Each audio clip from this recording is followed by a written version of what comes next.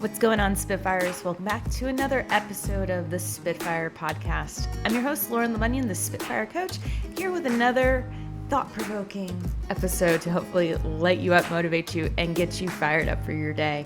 If you are not already subscribed to the podcast, this is your opportunity to do so. We are on Google Play, Apple Podcasts, Spotify, wherever you get your podcast. You can also head on over to spitfirecoach.com/episode to find all of our past 200 episodes.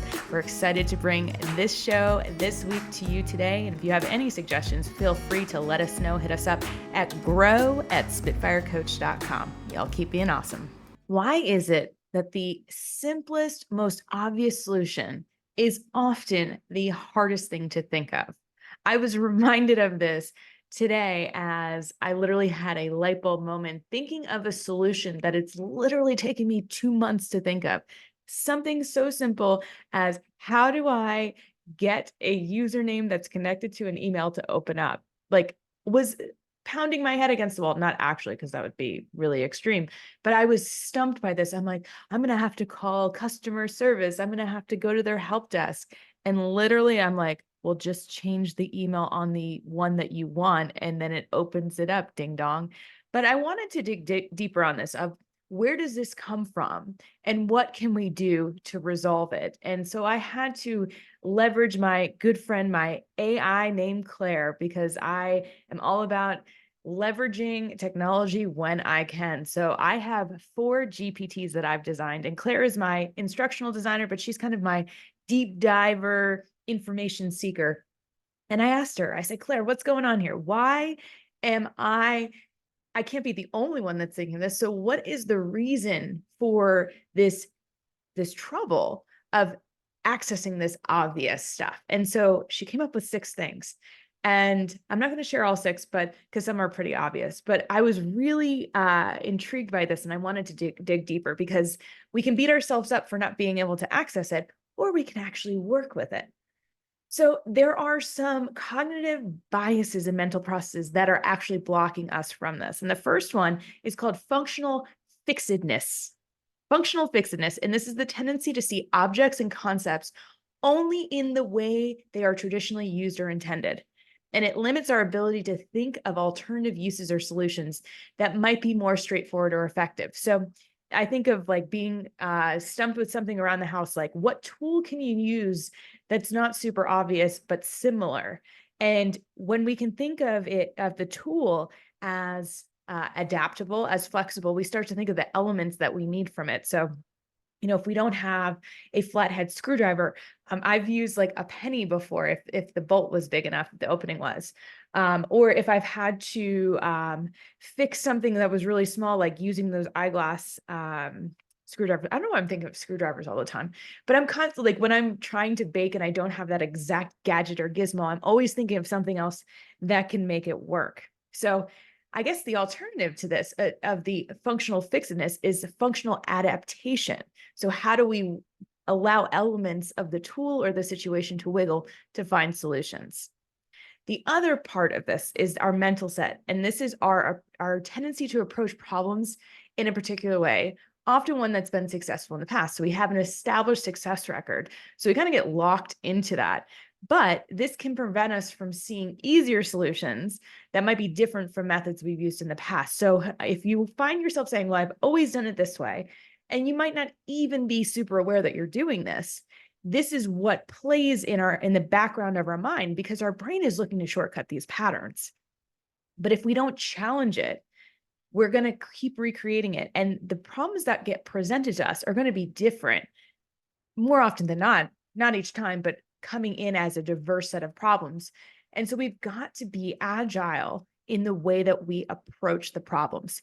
So if you feel locked into, I'm only successful when these things happen or when I show up this way, this is a great point of awareness to start questioning of how else might I be successful, or what can I learn from this that would allow me to better address this problem or this challenge. Now, this one is completely obvious.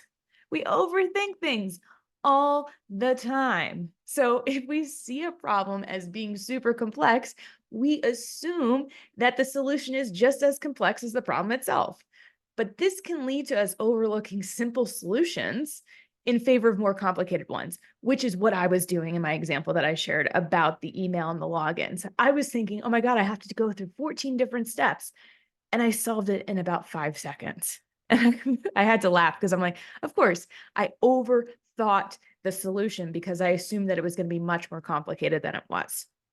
So think about things that you may be inadvertently overcomplicating that has a much simpler solution. And the way you can do that is by breaking down the elements of the challenge to simplify it. And maybe it looks like multiple steps, or maybe it's an overall simpler solution.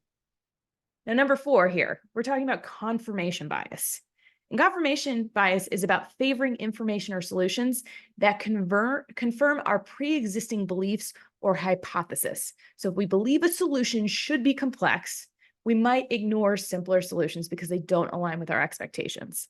And whenever I've gotten into arguments with people, or let's just say disagreements or friction of thoughts, it's usually because that person has a confirmation bias, or I have a confirmation bias that this is the way that it has to be because this is my set of belief systems or hypotheses, that the set of conditions or contexts that I'm applying to it. So the way that we shift out of this is by managing our expectations, by challenging our assumptions.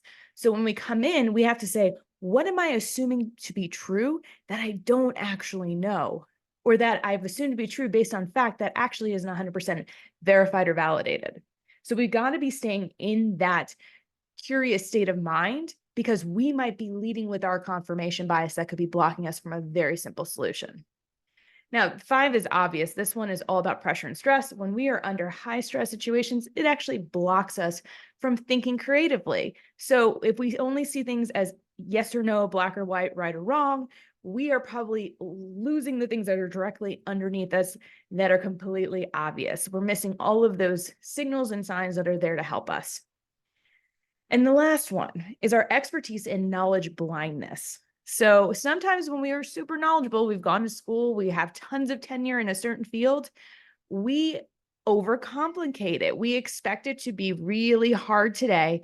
And this is because we have a higher level of depth of knowledge. So we overcomplicate things because we assume knowledge equals complicated expertise, all that stuff. And so it doesn't necessarily set us up for looking for a straightforward solution that someone who maybe doesn't have as much experience could come up with. So this is where we need to check our ego at the door and be open for fresh perspectives that might come in from people who have less experience from us. So will this solve the world's problems and allow us to think of really clean and easy and simple solutions? Probably not.